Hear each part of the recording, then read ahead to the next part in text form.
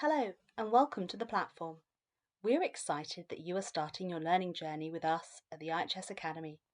You are welcome to take lots of different courses. This short video tour will help you find your way around and make the most out of the system. This is our welcome page, and you can see that there are a few shortcuts to featured courses and curricula from here. You will also see that we have created a range of curricula, especially for DTP. We have a search function here, and you can search for any topic that is of interest to you, or simply click here and press enter to see all the courses which are available to you. On the left, we have a range of filters. For example, if you would like to search by content duration, you can search by the length of course that you would like. To find out more about a curriculum, simply click on the title here.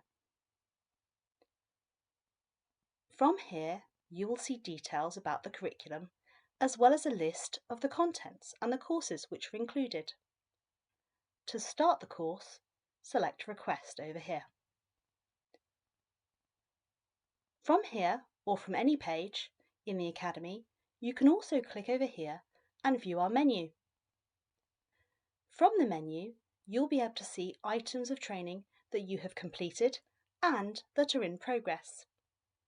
Click Learning and view your transcript. Here you can see all of the active courses. These are courses that I have requested or that are currently in progress.